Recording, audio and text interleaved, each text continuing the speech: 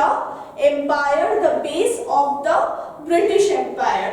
They already started the revolt of the Santal rebellion. The Santal revolt tried to shook the base of the Britishers, British Empire. तो ये जो Santal rebellion हुआ ना, that was the first and the foremost rebellion, जिसके बाद सारे small pageants या rich farmers एक साथ हो गए कि अब हम लोग को ब्रिटिश को अपना जो ट्राइबल एरिया है वहां से एकदम आउट करना है। इसके बाद धीरे धीरे करके हाई क्लासेस, मर्चेंट्स, ये लोग भी सांताल रिबेलियन को सपोर्ट करने लगे। नाउ सांताल रिबेलियन खत्म होते होते दूसरा रिबेलियन स्टार्ट हुआ, that is Sanyasi and the फकीर rebellion. What is Sanyasi and the फकीर rebellion?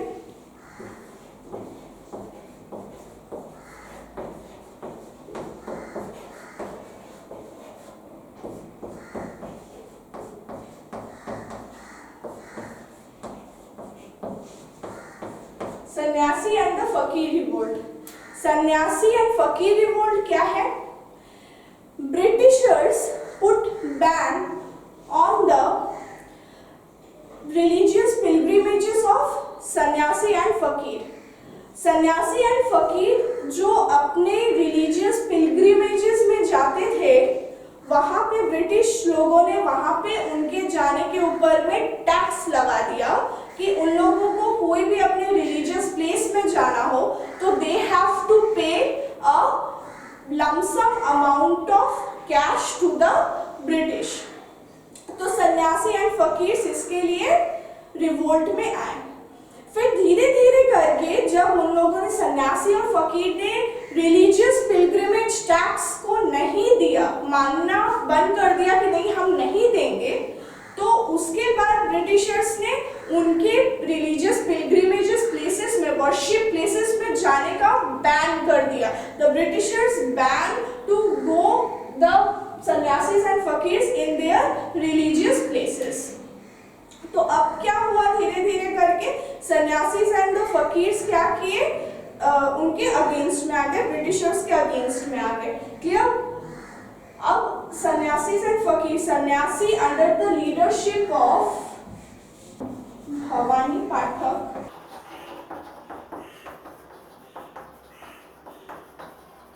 And Devi Chaudhurani.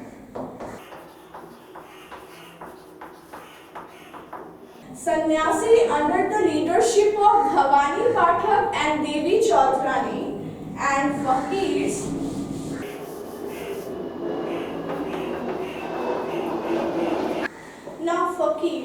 Fakirs under the leadership of Majnu Shah and Chirag Ali.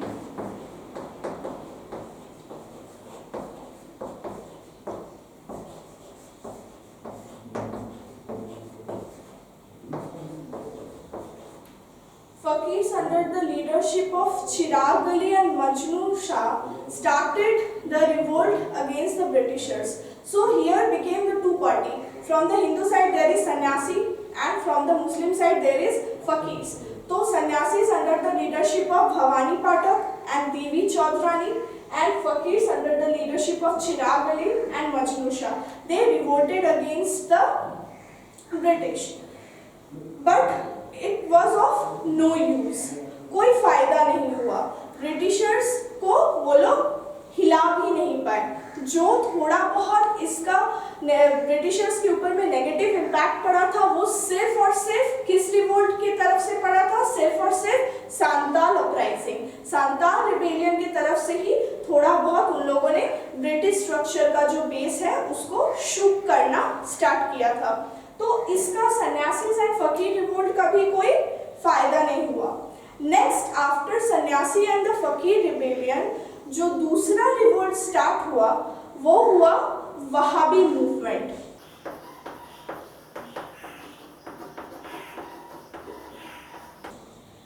Wahhabi movement under the leadership of Syed Ahmad Barelvi.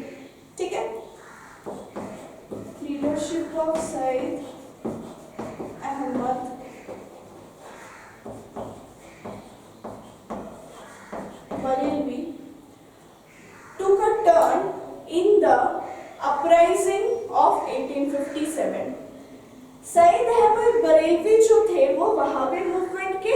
Leader थे, ठीक है। इन्होंने सैयद अहमद बरेलवी ने पूरे इंडिया में वहाबी मूवमेंट किया था against the Britishers, but in Bengal only Titumir, from Bengal side Titumir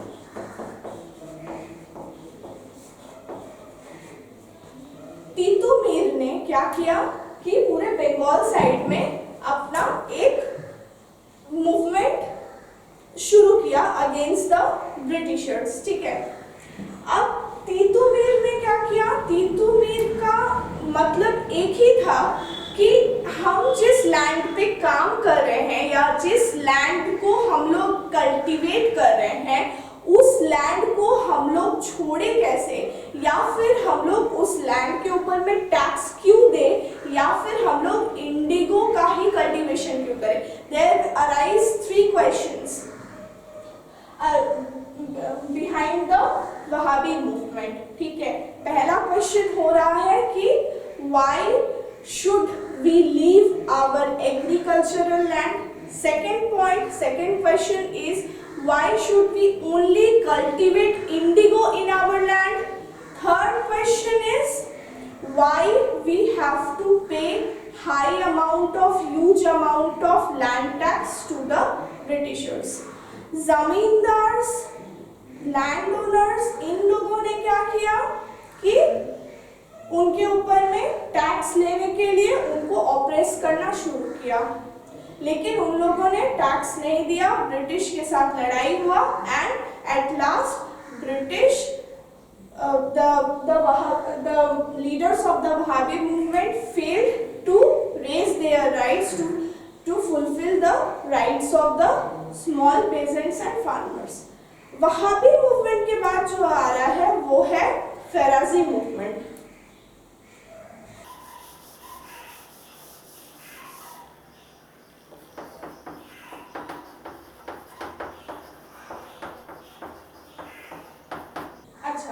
The main important questions about Farazi movement can come. Importance of Farazi movement. Farazi movement का importance क्या था? Very important question. Next is the second question will be from the Santhal revolt. That is, who is the name 2 leaders or name 2 leaders? हाँ, name 2 leaders of Santhal rebellion. ठीक है, ये आप लोग note down कर लो कि name 2 leaders or who were the leaders of the Santhal rebellion, especially the regions. Name the regions from where the Santhal uprising took place. ये questions important है from the Santhal rebellion. Farazi movement की तरफ से जो question आएगा वो आ सकता है write the importance और mention the importance of the Farazi movement. क्यों आएगा ये देखिए, Farazi movement जो था ना वो एकदम ट्राइबल पीपल और ये एग्रीकल्चरल अपराइजिंग से एकदम थोड़ा डिफरेंट है। कैसे डिफरेंट है देखिए, फेराजी मूवमेंट में हाजी शरीयतुल्लाह, ये इनके जो लीडर थे फेराजी मूवमेंट के, हाजी शरीयतुल्लाह,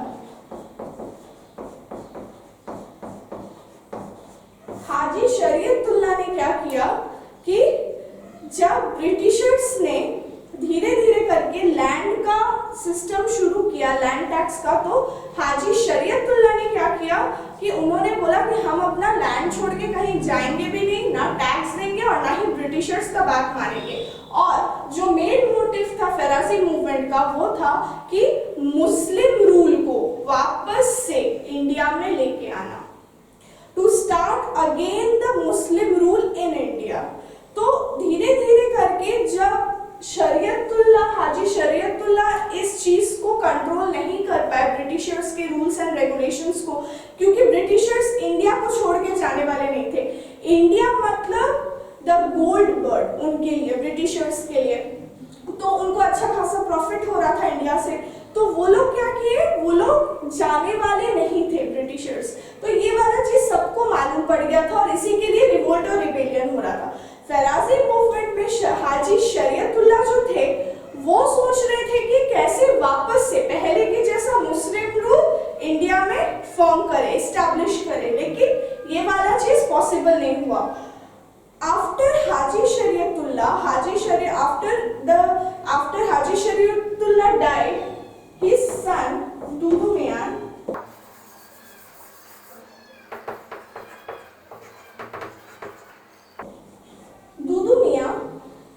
uphold his rule and start to fight against the British for establishing the Muslim rule in India. लेकिन दूदू मियाँ का भी यहाँ पे नहीं चला, वो भी ब्रिटिश के अगेंस्ट में जाके ब्रिटिशर्स से हार गए। नेक्स्ट हुआ जो वो था, धीरे धीरे करके फेराजी मूवमेंट के बाद जो स्टार्ट हुआ, that is Indigo revolt.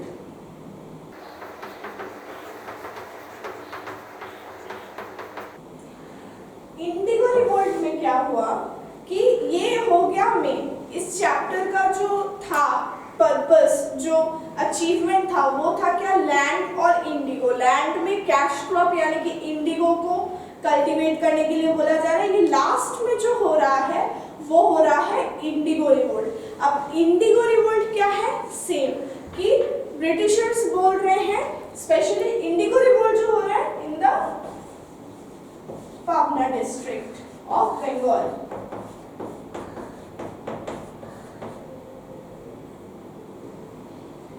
Pabna district में इंडिगो रिवोल्ट स्टार्ट हो रहा है। Indigo revolt Ishwar Chandra Roy and Khudi Molla, Ishwar Chandra Roy and Khudi Molla इसके हुए लीडर्स।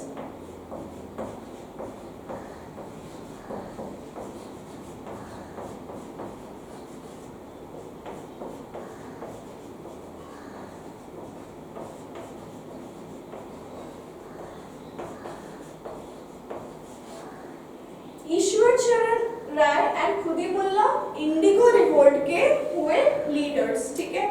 इनका क्या बोलने का मतलब था कि ये जो इंडिगो ही कैश क्रॉप में कल्टीवेट करना है, जिसके वजह से एग्रीकल्चरल क्रॉप्स जो है वो खराब हो जा रहे हैं, ये हम लोग नहीं मानेंगे। इसके बेसिस पे खुदी मोल्ला ईश्वर चंद्र रॉय को सपोर्ट किसने किया, Bengali educated class. Bengali educated class ने खुद इन दोनों को सपोर्ट करके इंडिगो रिवोल्ट को आगे बढ़ाया। This is the last and the final revolt of 1857 revolt. 1857 revolt के अंडर में जितने सारे रिवोल्ट्स आए हैं उनमें से ये जो था, ये एक लास्ट रिवोल्ट होने के साथ साथ भी एक ऐसा रिवोल्ट था जो एजुकेटेड क्लास ने इनका सपोर्ट किया, बंगाली एजुकेटेड क्लास ने, और इसको फाइनल टर्म तक पहुंचाया। इसके बाद गवर्नमेंट को, ब्रिटिश गवर्नमेंट को फाइनली फॉरेस्ट लॉ पास करना पड़ा।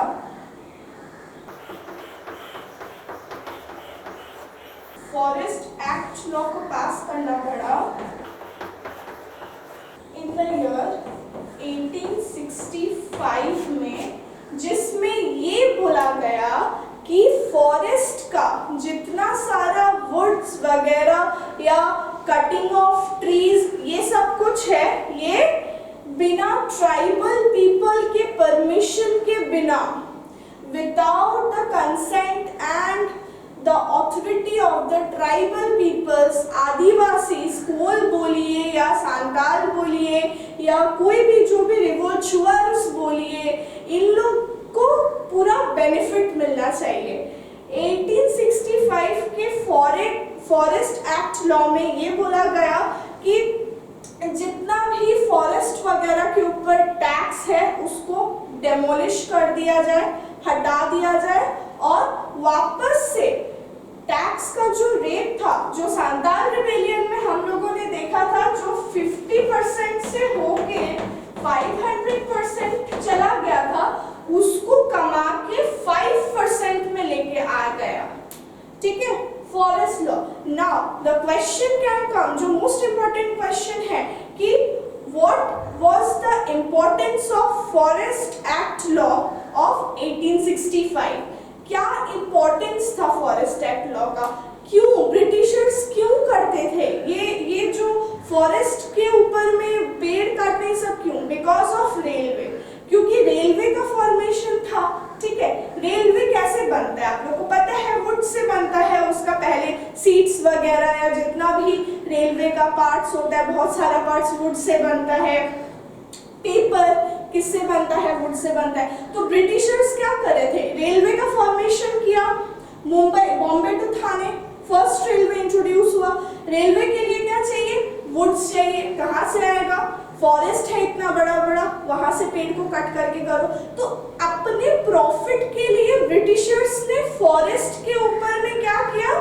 प्रॉफिट सोचने लगे। वो लोग सोचे कि नहीं, फॉरेस्ट का एक अमाउंट अगर हम लोग ले लेते, एक पोर्शन ले लेते, तो we will be the beneficial, वो लोग बेनिफिट में रहेंगे। बट ऐसा नहीं हुआ। तो इसका जो इम्पोर्टेंस है फॉरेस्ट एक्ट लॉ का, वो बहुत इंपॉर्टेंट है।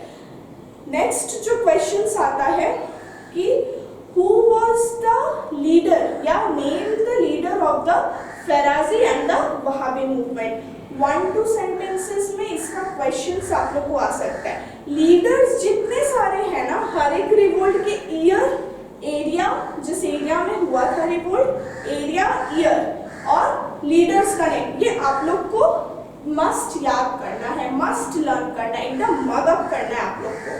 ठीक है, कौन कौन से एरिया में होगा? मेक अ चार्ट, हर एक रिवोल्ट का नाम लिखो सीरियल वाइज, फिर कौन से एरिया में हो रहा है, कौन से ईयर में हो रहा है, हु वर द लीडर्स, ये अच्छे से आप लोग को याद करना है। सारे रिवोल्ट का, अगर किसी भी रिवोल्ट का बोला जाता है इंपॉर्टेंस लिखने के लिए या मोटिव क्या था, तो सबका मोटिव हर एक रिवोल्ट का except Faraizi movement, except Faraizi movement, Faraizi movement को छोड़ के हर एक रिवोल्ट का एक ही मोटिव था कि ब्रिटिशर्स को हटाना। क्यों?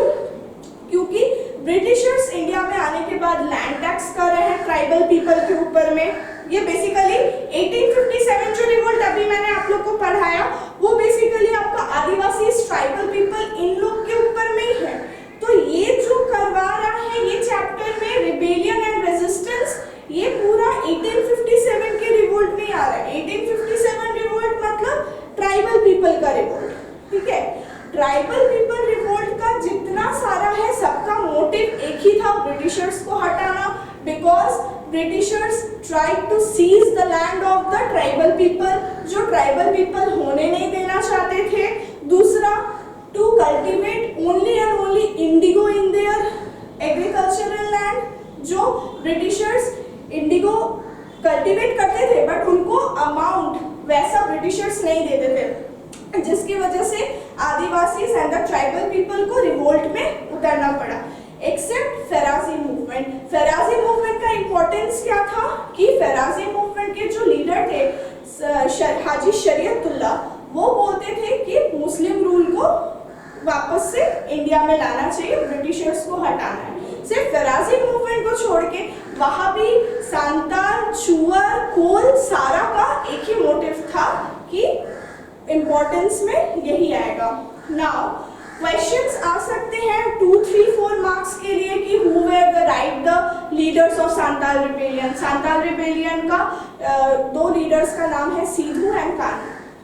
कौन से ईयर में हुआ है सांताल रिबेलियन? 1855। ये 1-2 मार्क्स में आ सकता है। बिग क्वेश्चंस जो है 7 to 8 लाइन्स वाले में, ये आप लोग का आ सकता है कि राइट अबाउट द इम्पोर्टेंस और right about the background of Birsa Munda, Munda rebellion. Munda rebellion का भी बिरसा मुंडा का आ सकता है, कोल रिबेलियन का आ सकता है, संताल रिबेलियन का आ सकता है। ठीक है, तो इन सब का जो भी क्वेश्चन आंसर्स है and the whole gist of this chapter and the summary you will find in the description box in the link. Today we will end here and in the next class we will continue this topic.